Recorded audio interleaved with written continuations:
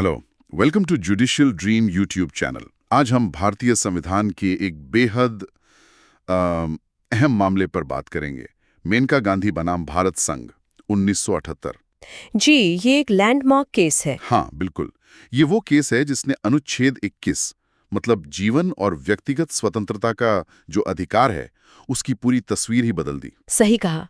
इसने सिर्फ जीने को नहीं बल्कि गरिमापूर्ण जीवन को इसके दायरे में लाया। और ये सिर्फ एक पासपोर्ट का मामला नहीं था ऊपर से देखने में। ये तो एक नागरिक की स्वतंत्रता की बहुत बड़ी लड़ाई बन गया था। बिल्कुल। तो थोड़ा बैकग्राउंड में जाएं। बात शुरू होती है मेनका गांधी से। वो उस समय पत्रकार थी, है ना? जी हाँ, जानी मानी पत्रकार थीं और सूर्या नाम की एक पत्रिका निकालती थीं। हाँ, और कहते हैं उसमें सरकार की काफी तीखी आलोचना होती थी। होती थी। तो उन्हें 1976 में पासपोर्ट मिला था। राइट। लेकिन फिर जुलाई 1977 में अचानक भारत सरकार ने जनहित का हवाला देकर उनका पासपोर्ट जब्त कर लिया। बिना कोई खास वजह बताए, बस जनहित। हाँ, कोई विशेष कारण नहीं बताया गया, बस कहा कि पासपोर्ट सरेंडर कर दें। अच्छा। और सरकार ने इसके लिए पासपोर्ट अधिनियम 1967 की धारा 10(3)(c) का इस्तेमाल किया था। तो फिर मेनका गांधी ने इसे चुनौती दी सुप्रीम कोर्ट में। जी हाँ, उन्होंने सीधे सुप्रीम कोर्ट में याचिका दायर की। उनका मेन तर्क ये था कि भाई बिना सुनवाई का मौका दिए मेरा पासपोर्ट कैसे जब्त कर सकते हैं? ये तो मेरे मौलिक अधिकारों का हनन है, ये मनमाना है, असंवैधानिक है। यहीं से वो सारे बड़े संवैधानिक सवाल उठे होंगे फिर। बिल्कुल, जैसे कि क्या विदेश जाने का अधिकार अनुच्छेद 21 में शामिल है? हाँ, और वो अनुच्छेद 21 में जो लिखा है कानून द्वारा स्थापित प्रक्रिया, उसका क्या मतलब है? सही। क्या इसका मतलब सिर्फ कोई भी प्रक्रिया है जो कानून में लिख दी, या उस प्रक्रिया का न्याय संगत, निष्पक्ष और उचित होना भी जरूरी है? जस्ट, फेयर एंड रीजनेबल, ये वाला पॉइंट। हाँ, और एक और बड़ा सवाल था, क्या अनुच्छेद 14 यानी समानता, अनुच्छेद 19 यानी स्वतंत्रता और अनुच्छेद 21 यानी जीवन, क्या ये तीनों आपस में जुड़े हुए हैं? वो स्वर्णिम त्रिकोण या गोल्डन ट्रायंगल वाला कॉन्सेप्ट। एग्जैक्टली।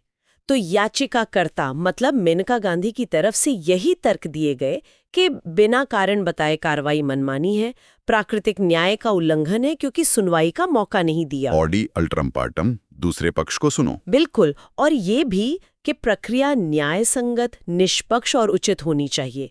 और ये तीनों अनुच्छेद 14, 19, 21 ये एक साथ देखे जाने चाहिए। ये स्वर्णिम त्रिकोण है। अच्छा, और सरकार का क्या स्टैंड था?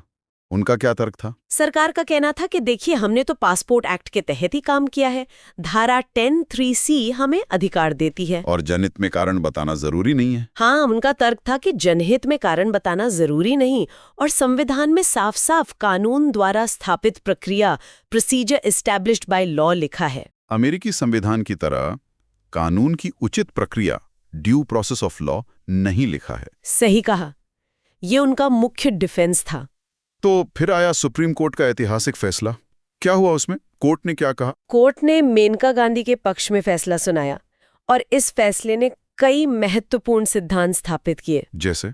सबसे बड़ी बात तो ये कि अनुच्छेद 21 की व्याख्या को बहुत बहुत ज्यादा विस्तृत कर दिया।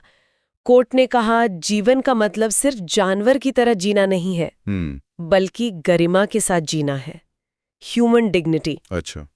और व्यक्तिगत स्वतंत्रता को सिर्फ ऐसी प्रक्रिया से ही छीना जा सकता है जो न्यायसंगत, निष्पक्ष और उचित हो, जस्ट, फेयर एंड रीजनेबल। तो मतलब सिर्फ कानून में प्रक्रिया लिख देना काफी नहीं है, उस प्रक्रिया का खुद भी न्यायपूर्ण होना जरूरी है। बिल्कुल, ये बहुत बड़ा बदलाव था।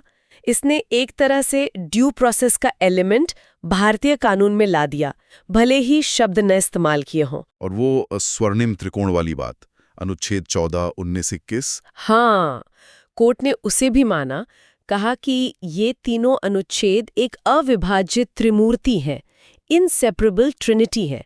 ये अलग अलग नहीं देखे जा सकते। इनका टेस्ट एक साथ पास करना होगा किसी भी कानून को। अच्छा। और कोर्ट ने ये भी साफ किया कि प्राकृतिक न्याय के सिद्धांत, खासकर सुनवाई का अधिकार, ये अनुच्छेद 21 का एक अंतर्निहित हिस्सा है। इन्हें अलग से लिखने की जरूरत नहीं। तो इसका मतलब ये हुआ कि पासपोर्ट जब्त करने जैसे मामलों में भी, चाहे जनहित का मामला क्यों न हो, सुनवाई तो करनी पड़ेगी। हाँ, कम से कम एक न्यूनतम निष्पक्ष प्रक्रिया, मिनिमल फेयर प्रोसीजर तो फॉलो करनी ही होगी। आप बिना सुने किसी का अधिकार नहीं छीन सकते। इस फैसले का असर क्या हुआ फिर, तात्कालिक और दूरगामी? देखिए, ये फैसला इमरजेंसी के ठीक बाद आया था। इसने मौलिक अधिकारों को एक तरह से पुनर्जीवित कर दिया। इसीलिए इसे कभी-कभी न्यायिक पुनर्जागरण, जुडिशियल रेनेसांस भी कहते हैं। अच्छा। इसने प्रशासनिक कार्रवाइयों को भी न्यायिक समीक्षा के दायरे में मजबूती से ला दिया। प्राकृतिक न्याय अब सिर्फ अदालती कार्रवाई तक सीमित नहीं रहा। और इसने आगे के केसेस के लिए भी रास्ता खोला होगा? बिल्कुल।